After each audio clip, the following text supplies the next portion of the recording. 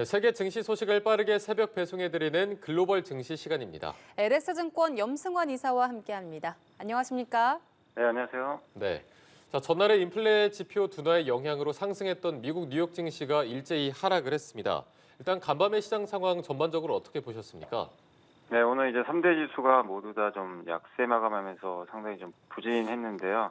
일단 이제 뚜렷한 악재가 있었다기보다는 이제 오후장 들어서 이제 기술주들의 좀 급락이 나오면서 그 부분이 좀 나스닥 지수의 좀 부담으로 좀 작용을 했다라고 보고 있습니다. 사실 이제 TSMC가 좋은 실적을 내면서 출발은 상당히 좋았거든요. 근데 이제 오후장에 엔비디아라든가 또 애플, 테슬라가 좀 큰 폭으로 좀 하락을 하면서 부담이 좀 된 모습이었고요. 그리고 물론 이제 국제유가라든가 달러, 미국의 10년물 국채금리는 동반 하락을 하면서 조금 이제 진정된 모습을 좀 보이긴 했지만 기술주의 매물 출회를 좀 막기는 좀 어려운 상황이었고, 그래도 이제 여러 가지 좀 긍정적인 내용들은 일단 미국의 주간 신규 실업수당 청구 건수가 조금 증가하긴 했지만 연속 실업수당 청구 건수 이제 일자리를 계속 못 찾는 그 사람들의 이제 비중이 조금 감소했습니다. 그래서 그만큼 아직 경기가 좀 견고하다 이렇게 좀 보시면 되겠고, 또 윌러 연준 이사가 그 약간 비둘기파적인 의견을 좀 얘기를 했습니다. 올해 아마 5월에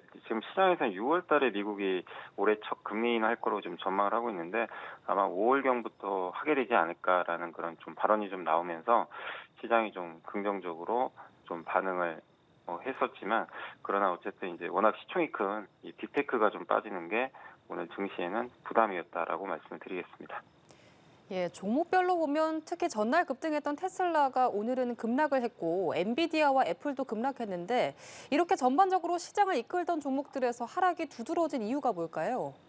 일단 가장 큰 거는 그냥 매물 출회로 보시면 좋을 것 같아요. 이게 뚜렷한 악재라기보다는 일단 이제 많이 올랐기 때문에, 특히 테슬라도 하루에 8% 오르고 오늘은 또 3% 이상 빠졌는데, 일단 특히 이제 다음 주 트럼프 당선인 취임식 앞두고 이제 한번 좀 정책을 지켜보자는 그런 의견도 좀 많은 것 같습니다. 주가는 호재를 좀 많이 반응을 했거든요. 근데 향후에 과연 이게 이 테슬라가 원하는 그림들이 좀 트럼프 정책하에서 펼쳐질지는 또 우리가 지켜봐야 되는 문제다 보니까 시장도 그걸 좀 이제 인지를 하고 좀 이제 살 수 있는 사람들은 좀 파는 그런 모습이 좀 나왔고, 엔비디아 같은 경우도 한 2% 가까이 빠졌는데요.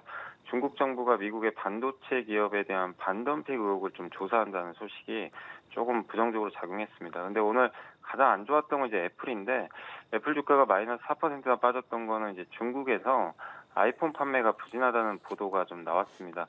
특히 작년에 이제 3위로 이제 중국에서 좀 밀려났다는 게 조금 부담이었고, 특히 또 이번에 TSMC가 실적 발표할 때 1분기 스마트폰 판매량이 전분기 대비 한 마이너스 6% 감소할 것 같다. 특히 TSMC는 그 애플에 스마트폰용 칩을 만들어주기 때문에 이 발표가 좀 부정적으로 작용했습니다. 그리고 이제 미국 기업은 좀 아니지만 좀 특징적이었던 게 유럽의 명품 기업들의 주가가 좀 많이 올랐거든요. 왜냐하면 이제 스위스 명품 그룹으로 유명한 그 리치몬드, 아마 이제 몽블랑, 롤렉스 이런 이제 브랜드를 갖고 있는 시계 주얼리 이제 그룹인데, 여기가 이제 매출이 10%나 급증하면서 그동안 좀 부진했던 이 명품주가 유럽 증시 상승을 좀 약간 이끌었던 점은 좀 특징적이었던 것 같습니다.